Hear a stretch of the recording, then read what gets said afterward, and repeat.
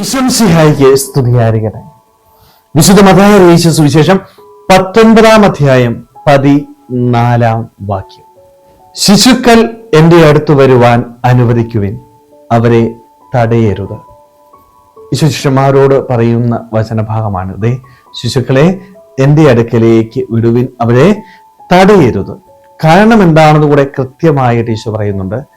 ഇവരെ പോലെ ഉള്ളവർക്കാണ് സ്വർഗരാജ്യം നേടാനായിട്ട് സാധിക്കുക. എൻ്റെ ജീവിതത്തില് എനിക്ക് സ്വർഗരാജ്യം നേടിയെടുക്കണമെങ്കിൽ ഒരു ശിശുവിനെ പോലെ ആകുവാനായിട്ട് ഈശോ വചനത്തിലൂടെ നമ്മളെ ഓർമ്മിപ്പിക്കുകയാണ്.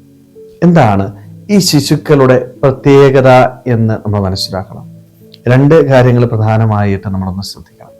ഒന്നാമത്തെ കാര്യം എന്ന് പറയുന്നത് ഇവരുടെ ഒരു നിഷ്കളങ്കതയല്ലേ. കാപട്യമില്ല, പാപമില്ല, ശുദ്ധമായ ഹൃദയം. നമ്മളൊക്കെ കുഞ്ഞിലെ ഇങ്ങനെയായിരുന്നു, നിഷ്കളങ്കതയോടുകൂടി ജീവിച്ചതാ. പക്ഷെ എപ്പോഴോ നമ്മുടെ ജീവിതത്തില് കളങ്കങ്ങൾ വരാൻ തുടങ്ങി, പാപങ്ങൾ കടന്നു വരാൻ തുടങ്ങി, ഇഷ്ടംപോലെ കള്ളങ്ങൾ പറയുന്ന വ്യക്തികളായിട്ട് നമ്മൾ മാറി. ഇപ്പൊ നമ്മുടെ ജീവിതം എന്ന് പറയാന്നാല് ഒരു കള്ളങ്ങളുടെ വലിയൊരു കൊട്ടാരം അല്ലേ. എപ്പോൾ വേണമെങ്കിലും അത് ഇടിഞ്ഞ് താഴെ വീണേക്കാം. എന്നാൽ ഈശോ പറയുന്നത് എന്താ? നിന്റെ ഹൃദയം ശിശുക്കളെ പോലെ നിഷ്കളങ്കതയുള്ളതായിരിക്കട്ടെ. ഒരിക്കലും കാപട്യം നിന്റെ ജീവിതത്തിലേക്ക് കടന്നു വരരുത്. നിന്റെ ഹൃദയം എപ്പോഴും പരിശുദ്ധമായിരിക്കണം. തിന്മകൾ നിന്റെ ഹൃദയത്തിലേക്ക് കടന്നു വന്നാൽ നിനക്കൊരിക്കലും ദൈവരാജ്യം നേടിയെടുക്കാനായിട്ട് സാധിക്കത്തില്ല. ഒന്ന് ചിന്തിച്ചേ, നമ്മുടെയൊക്കെ ഹൃദയത്തില് ഇന്ന് എന്തുമാത്രം തിന്മകളാണ് നമ്മളിങ്ങനെ കുന്നുകൂട്ടി വെച്ചേക്കുന്നത്. ശിശുക്കളെ പോലെയുള്ള ഒരു നിഷ്കളങ്കത നമുക്കുണ്ടോ? നമ്മുടെ മനസ്സിന്റെ പരിശുദ്ധി കാത്തു സൂക്ഷിക്കുവാനായിട്ട് നമുക്ക് സാധിക്കുന്നുണ്ടോ? വന്നുപോയ പാപങ്ങള് ദൈവസന്നിധിയിൽ ഏറ്റുപറഞ്ഞ് നല്ലൊരു കുംഭസാരം നടത്തി നമ്മുടെ ഹൃദയം ശുദ്ധമാക്കുവാനായിട്ട്, നിഷ്കളങ്കത വീണ്ടെടുക്കാനായിട്ട് നമുക്ക് സാധിക്കണം.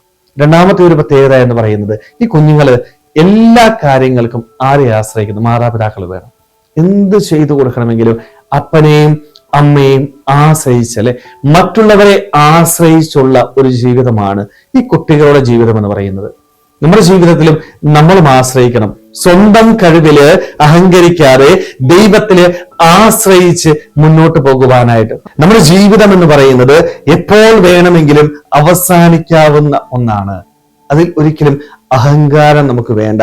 ദൈവത്തിൽ ആശ്രയിക്കാനായിട്ട് പറ്റണം. എൻ്റെ ജീവിതത്തിൽ എന്ത് ലഭിച്ചാലും അത് എൻ്റെ കഴിവുകൊണ്ടല്ല, മറിച്ച് എൻ്റെ ദൈവം എനിക്ക് ദാനമായിട്ട് നൽകിയതാണ് എന്ന് തിരിച്ചറിയാനായിട്ട് ഈ ഒരു ആശ്രയം, എല്ലാം ദൈവത്തിൽ ആശ്രയിച്ച് ദൈവസന്നിധിയിൽ വന്നിരുന്ന് അവനോട് ചോദിച്ച് അവനോട് പറഞ്ഞ് ചെയ്യുമ്പോഴാണ് നമ്മുടെ ജീവിതത്തില് നമുക്ക് ദൈവരാജ്യം നേടിയെടുക്കാനായിട്ട് സാധിക്കുക. പക്ഷെ ഇന്ന് നമുക്ക് ഇതും നഷ്ടപ്പെട്ടു പോയി. നമ്മളൊക്കെ വലിയ വ്യക്തികളാണ് എന്ന് ചിന്തിക്കുക. എല്ലാം എൻ്റെ കഴിവ് കൊണ്ട് എനിക്ക് ചെയ്യാൻ പറ്റുമെന്ന് വിചാരിച്ചുകൊണ്ട് നമ്മുടെ ജീവിതത്തിൽ മുന്നോട്ട് പോവുക.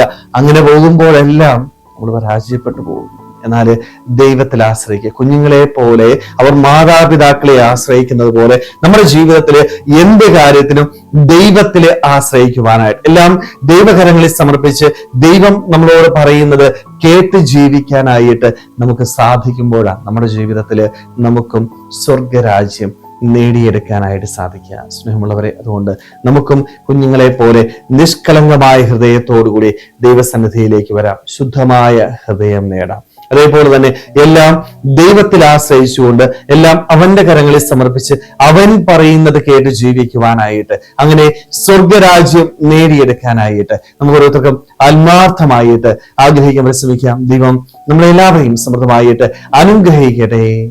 ആമേൻ.